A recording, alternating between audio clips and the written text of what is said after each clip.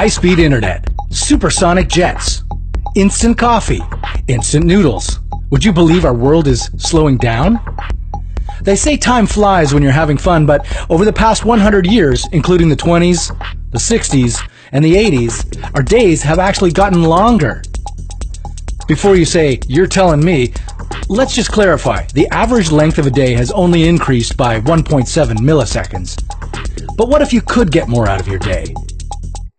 What if a great night never had to end? What if one day lasted an entire year, and in that time, you could walk around the whole Earth? This is What If, and here's what would happen if the Earth were to suddenly stop spinning. The Earth rotates at an average speed of 1,000 miles per hour, giving us night and day while harnessing wind, tides, and temperature. So what would happen if these revolutions that are so vital to our existence were to suddenly stop? Imagine owning the fastest, sexiest sports car in the world. Pretty nice, huh? The open road calls. There's no traffic in sight and no highway patrol officers either.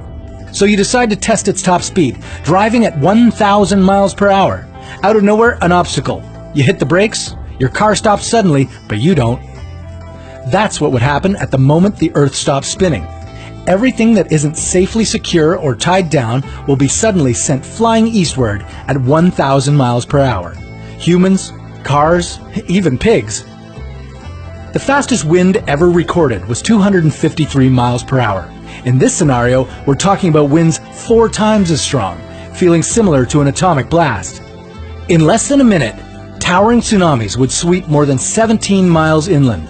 All the water from the world's oceans would surge towards the poles.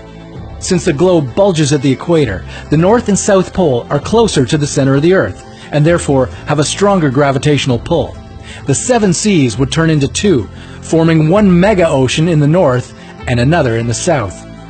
Canada, most of Europe, and Russia would be completely submerged. Boston, Chicago, and Seattle would also be underwater, along with parts of Argentina, Chile, and New Zealand.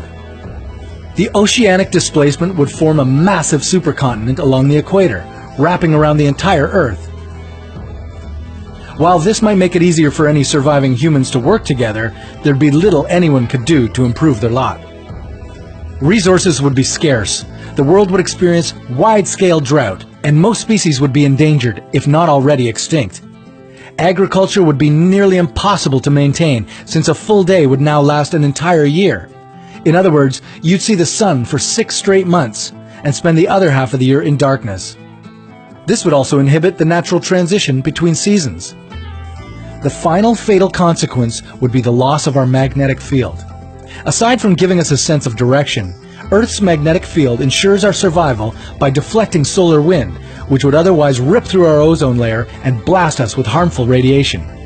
Deadly cosmic rays would effectively kill all living things on the planet, and over time, the world as we know it would turn into Mars as we know it. Wait a minute, aren't we trying to travel to Mars? And possibly live on it? Are Mars and Earth just going to switch places? Is this what it means to come full circle?